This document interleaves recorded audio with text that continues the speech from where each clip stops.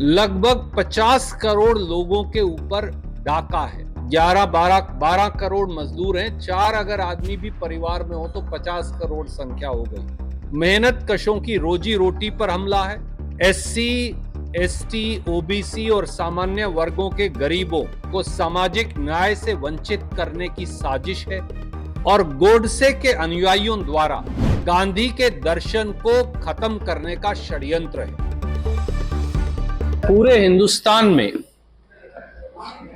गरीब मजदूरों, खास तौर से मनरेगा का मजदूर कौन है? मनरेगा का मजदूर 48% पिछड़े वर्गों से है, लगभग 22 से 25% अनुसूचित जातियों से है और बाकी सामान्य वर्गों से गरीब है। उन पर जो व्यापक हमला बोला गया है, उनके पेट पर लात मारने की साजिश जो की गई है, उसके खिलाफ पूरे हिंदुस्तान में जिला स्तर पर आज उपवास भी रखा गया, पत्रकार गोष्ठियों का आयोजन भी किया जा रहा है।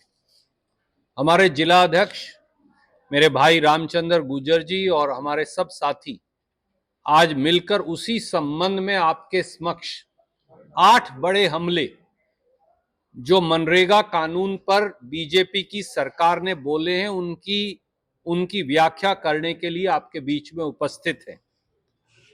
साथियों, विकसित भारत गारंटी फॉर रोजगार तथा आजीविका मिशन कानून, ये असल में महात्मा गांधी नरेगा की सार्वजनिक दिन दहाड़े हत्या है। यह कानून जो मोदी सरकार ने हाल में ही बनाया है, ये देश के लगभग 50 करोड़ लोगों के ऊपर डाका है। 11-12 करोड़ मजदूर हैं। 4 अगर आदमी भी परिवार में हो तो 50 करोड़ संख्या हो गई। मेहनत कशों की रोजी रोटी पर हमला है। गरीबों के काम मांगने के अधिकार का हनन है। मजदूरों के अधिकारों पर कुठाराघात है। एससी, एसटी, ओबीसी और सामान्य वर्गों के गरीबों को सामाजिक न्याय से वंचित करने की साजिश है और गोडसे के अनुयायियों द्वारा गांधी के दर्शन को खत्म करने का षड्यंत्र है। जब मैं ये कह रहा हूं कि ये 8 हमले हैं, तो ये हैं क्या?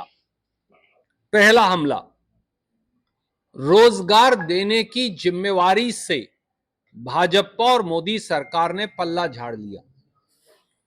मनरेगा कानून का सारा बजट केंद्र सरकार देती थी, 100 में से 100 रुपया। अब 60% केंद्र सरकार देगी, 40% प्रांतीय सरकार देंगी। पर जीएसटी लागू करने के बाद प्रांतीय सरकारों के पास तो पैसा है ही नहीं। 5 लाख करोड़ भारत सरकार सेस लगा के और ले जाती है, जिसमें प्रांतों को हिस्सा नहीं मिलता। तो प्रांतीय सरकारें कभी अपना हिस्सा दे नहीं पाएंगी। केंद्र सरकार को हिस्सा देने की जरूरत नहीं पड़ेगी। ना बांस रहेगा, ना बांसुरी बजेगी। कानून का अधिकार खत्म, काम मांगने का अधिकार खत्म। दूसरा हमला, मजदूरों से काम मांगने का अधिकार छीन लिया। मनरेगा कानून जो था, जिसे कांग्रेस ने बनाया था, वो एक डिमांड ड्रिवन कानून है। यानी कोई व्यक्ति काम अगर मांगेगा तो काम देना पड़ेगा, ये उसका कानूनी अधिकार है, और काम नहीं दिया तो उसका मुआवजा यानी बेरोजगारी का पैसा देना पड़ेगा। नए कानून में ये अधिकार खत्म कर दिया गया है।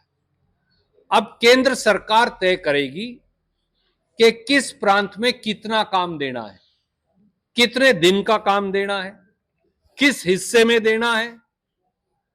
यानी अब सब अधिकार तो केंद्र के पास है।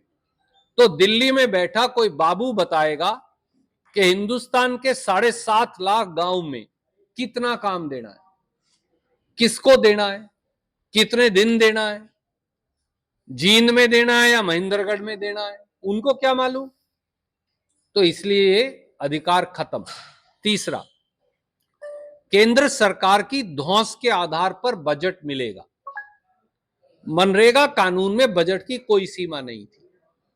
अगर 7.5 लाख गांव देश के हैं, उनमें कहीं भी कोई भी काम मांगे जब भी, तो काम देना पड़ेगा उसे। अब क्या है, अब केंद्र सरकार फैसला करेगी कि किस प्रांत को कितना बजट देना है, हरियाणा को कितना देना है, पंजाब को कितना देना है, राजस्थान को कितना देना है, मध्य प्रदेश को कितना देना है।